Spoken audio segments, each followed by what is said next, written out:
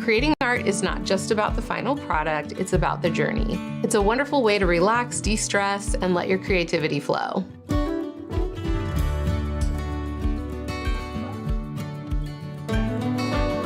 Hi, I'm Lisa Bardot, and for almost a decade, I've helped millions of people all over the world find their creativity through drawing on the iPad. Creativity is my form of self-care. I'll share techniques to get you in the right mindset for your creative practice, so you can unwind and immerse yourself in the process.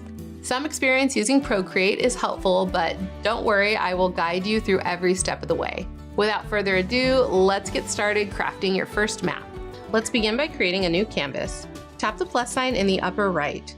The canvas size we're going to be using today is 3800 by 2800 pixels. If you don't already have a template saved for that size, here's how you can create one. Tap this little rectangle right here in the upper right corner. Make sure you're down here under pixels, and we're going to type in 3800 for the width and 2800 for the height. And you can give this canvas template a name,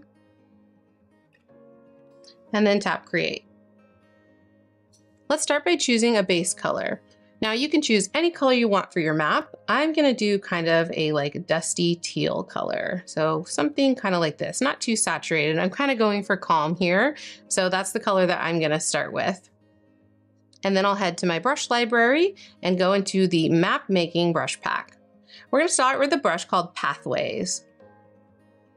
So we're gonna create sort of a blob shape for this map.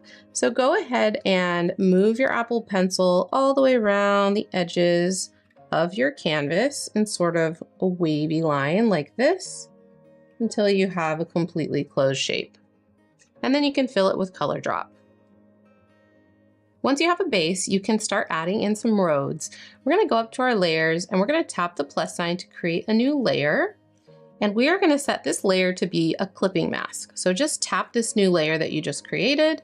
And in the menu, you can choose clipping mask and you'll see a little arrow pointing down to the layer below. Whatever we draw on this layer will only show up within this blob shape. So that's perfect for our roads. Now let's go into our color picker and we're going to pick a color that's just a little bit lighter. And we're going to kind of move this direction in this color disc. So go a little bit lighter. So something like that. And test it out. I think that's a good color. And we're going to use the same brush for our roads, this Pathways brush. And now we're just going to draw some kind of meandering roads that go through the blob. And you can do really whatever you want here. I'm going to draw kind of a curving one up that way. And maybe we'll have one kind of slicing through like that. And then we can have one kind of connecting and going through sort of like that. But you can place your roads wherever you would like. Now that we've got some roads, we can decide if we want to add some water elements like a little stream or river. And I'm going to do that on a separate layer. I'm going to go up to my layers. I'm going to tap the layer with the blob, and then I'm going to tap the plus sign. That's going to create a layer in between the two layers that we've just made. And then for my colors, I'm going to go into these cooler blues over here and just get like a nice good color for water. I think that's a good color. It's always good to test a little swatch to see if you like the color. And then I'm just gonna draw kind of a wavy, sort of rivery line going through my map. Okay, so now that we've kind of made the lay of the land, we can start adding in some little map elements. I'm gonna go into my layers. I'm gonna tap the topmost layer here, and then I'm gonna tap the plus sign to create a new layer right above that. Now, all of my map elements are just going to be a little bit darker color than my base color. So I'm just going to sample my base color here. I'm going to go into my color picker and I'm going to move this way in the color disc. So I'm getting just a color that's a little bit darker and more saturated. A little bit darker than that, just so those elements really stand out. I think that's good. And we're going to start by drawing a few structures for our map. So to do that, we're going to go into our brushes and we're going to choose the liner brush. It's the first one. Now we're going to go ahead and draw some houses. So go ahead and pick a spot where you want to put a house. I'm going to zoom in to this little spot right here. And we're going to draw these really simple kind of like 2D, 3D houses. So I'm going to start by drawing kind of a long rectangle that's open on top. like this. And then I'm gonna draw another line that's not quite halfway, kind of off to one side. And then we're gonna draw our roof line. So it's gonna be a triangle like that. And then the line from the bottom of the triangle is gonna go off parallel to the bottom of the house. And then it's gonna come back up like that. And then I'll connect those two to form the roof. And then I can fill the roof with color drop because I'm gonna make my roofs dark. I'm gonna thicken up that side a little bit. And then I'm gonna close off this end right here like that. And there's my little house. And now that I've drawn that, I can add doors and windows and things like that. So add a little door to your house wherever you'd like. And then maybe a couple windows too. I'm just kind of filling in both the doors and the windows with colors like that. So there's our first little house. Super cute, very simple. Now let's pick a spot for another house. Let's go down here, kind of under the river. And maybe there's a little house over here. So let's do that again. Start by drawing a long rectangle like this, and then divide the rectangle like that. And on the smaller part, we'll add our little roof line. Draw a line parallel to the bottom that way. And then the other side of the roof in parallel with this line here, and then close it off. And then we can fill that with color. And then just kind of close off that triangle on the other side. We have our little house. Now we can add doors and windows. So maybe I'll do like my door off to the side on this one, a little window next to it, and then maybe like a kind of semicircle window above that, and then a couple windows on the side of the house. And then maybe this time we can add a little chimney. Just draw a little rectangle on top of the house and color it in. There we go. So now we've got two houses in our little map area. Let's do one more, maybe over here. You can add as many houses as you like, but this is kind of a countryside scene, so we don't need to do too many houses. And you can draw them all in the same way. Draw a big rectangle, divide it, add our little roof line, draw a line across, and then up and back, and then connect and fill it with color. And then we can add our doors and windows. Maybe our doors on this side this time. We'll just add door right there. A little rectangle. And a window. And then maybe two narrow windows on this side. You can design your house however you like. A little half circle window on top. We're just kind of like doing a lot of the same things, but just a little bit different. And then let's put a chimney on. You can draw your chimney as an open shape too. You don't have to color it in, it's up to you. So now we've got 3 little houses on our map. Let's add one more. Since this is a countryside scene, let's add a little barn. And I'm gonna put that for me over here. You can put it anywhere you'd like. So if we wanna draw a barn, it's very similar. So again, we're gonna start with our rectangle, get really long, like that, 3 sides. Then we're gonna divide it like this. And the barn has a little bit different roof line than a normal house. So we're gonna draw 2 lines kind of like this. So like partial roof. And then 2 more lines that kind of are at like a little bit less of a slope to create the barn shape. And then just like with the houses, we'll draw a line back in parallel with the ground. And then we're just gonna mirror these angles over on this side. So there's that angle, and then this one kind of comes in a little bit more like that. And then connect the top like that. We can fill that in with color drop. Awesome. Color that side in like this. And now we get to add our doors and windows, but we get to do barn style. So let's add a barn door on one side. So this is going to be a nice big rectangle. We're going to divide the rectangle in half like this, and then put X's on it. Super simple. There we go. Simple barn door. And then a little kind of barn window, just a long rectangle kind of above the barn door. And then to make it look even more like a barn, we can add some like barnwood slats. So if you do really light pressure with this brush, you'll get a very faint line like this. And this will be perfect for showing the kind of like slats of the barnwood. So just add little vertical lines down your barn. And then also along the side of the barn. You can add windows to your barn on the side if you want or not. It's up to you. Okay. So there's your cute little barn. And why don't we go ahead and add a silo for our barn as well. So we'll have the silo kind of behind the barn a little bit. I'm going to draw a line kind of extending out from the side of the barn, and then it's going to go up for a nice tall silo. And then this is going to end up being a big rectangle, sort of like that. And then it's going to have a round top like that. And then we can just add some lines. Again, I'm doing a little lighter pressure so the lines aren't quite as thick as the outline. And there's our silo.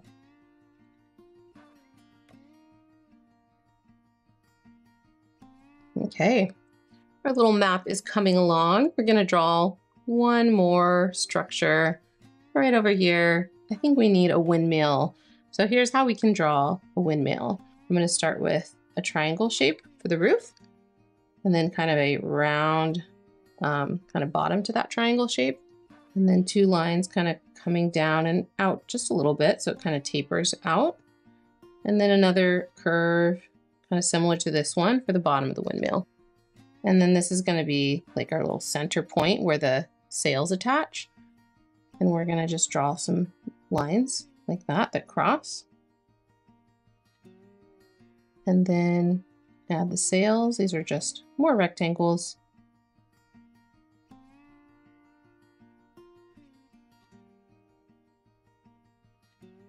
And then you can color those in as well. It'll look a little better colored in.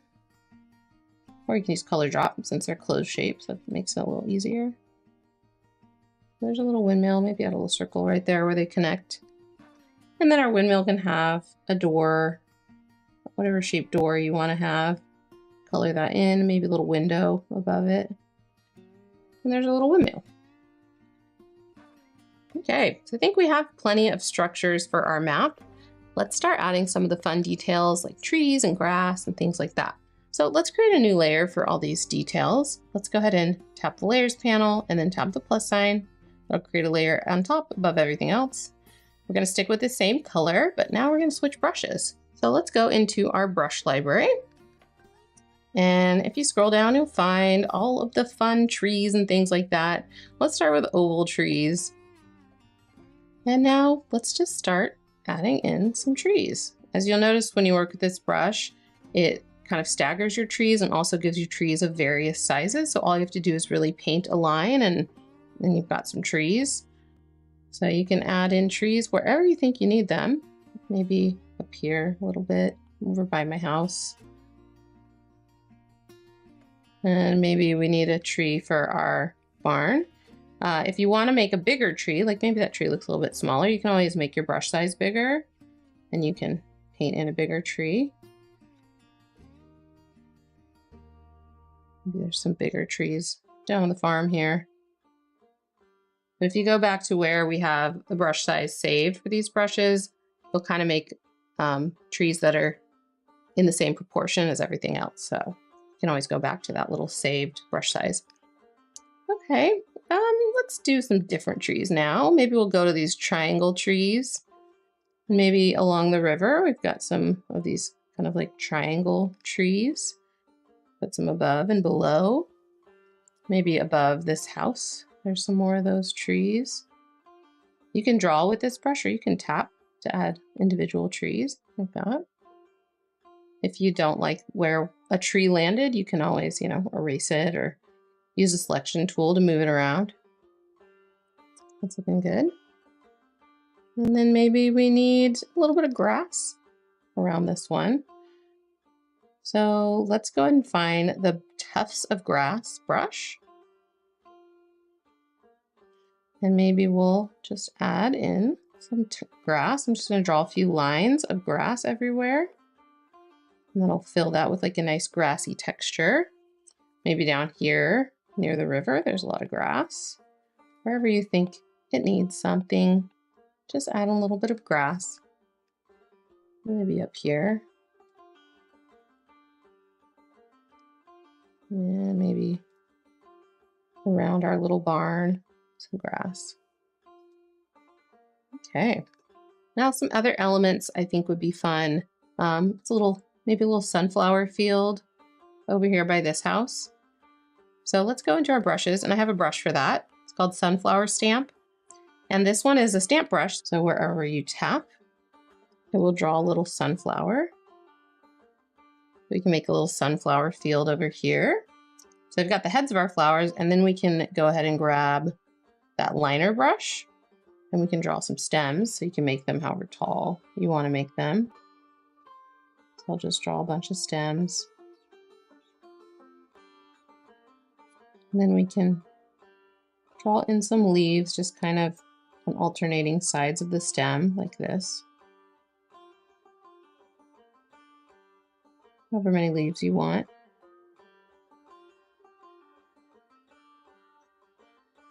Cute. Hey, I think over by our windmill, while we've got the liner brush selected, why don't we draw in some really simple little tulips? I always think of, you know, Holland and tulips with windmills. So I'm just going to do my tulips as kind of like ovals with some kind of like long leaves kind of sticking out the side. So like an oval with a stem and then some like tall leaves. So add some tulips to a little area by the windmill.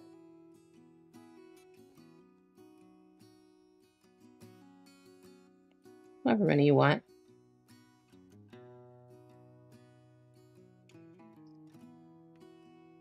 And then since we have our farm over here, let's add some lines to kind of represent like rows of crops. So in the brush set, we've got a few different kinds of line brushes. And I think for crops, either the zigzag line or the squiggle line look really good. So I think I'm going to do the zigzag line. You can choose whichever one you want. And for this, since I kind of want them to extend from the edge of the blob to like underneath this road, I'm actually going to place a layer right above the blob layer. So I'm going to tap the blob, and then I'm going to tap the plus sign. And now I'm going to draw some lines with this zigzag brush. Just kind of all in a row like that. And for this one that's kind of overlapping the silo, I'm just going to get my eraser, and I'll choose that liner brush and just erase, because this would be behind the silo, like that. We've got some like farmland over there. Now let's look at our river. We haven't done anything for our river, and I want to add some fun details into that. So let's start by adding some kind of like waves and ripples to our river. So I'm going to tap the layer with the river. I'm going to tap the plus sign to create a new layer. And then I'm going to select this river color. And then I'm going to go into my colors and get something that's just a little darker, more saturated. So again, going this direction in our color disc. Test that out. But I don't want to use this zigzag brush. So we have a couple ones that will work well. I've got the squiggle lines, which will make a fun little texture in your river. Or I have the scallop lines, which are kind of like little waves. So I like to do these just like a few like this, kind of all throughout. So however you want to represent water in your map, you can do it that way. Just keep in mind when you're using this brush, you want to always go in this direction. If you go this direction, you'll get like upside down. Doesn't look like waves, but could be cool for something else. There we go, that way. So now we've got some waves in our river. And how about, we need a little bridge. We just have a road that's kind of like over the top of the river. So let's draw in a little bridge. I'm going to go to layer with my roads. And I'm going to grab my eraser brush. Again, I'm using the liner brush. And let's erase part of this road away. And we'll build a bridge. There we go, something like that. It'll be a nice long bridge. Okay, and then for the bridge, let's just use the same layer with the houses, this one here. And the color is gonna be the same one that we're using for all of our houses and trees and things, so this darker color. And for the brush, let's go back to our liner brush. There we go. Now we're gonna just draw kind of like a big arch on both sides, kind of the same shape on both sides, and then connect. And this will be our bridge. There we go. And then we can add some little lines with like planks of wood on the bridge. So let's just turn on alpha lock on this layer. We're gonna take 2 fingers and swipe to the right, or you can tap on the layer and choose alpha lock right here. And then for the color, let's just choose a little bit lighter color than what we have now, like that. Just kind of going this way. And then just very lightly draw some lines over your bridge. There you go.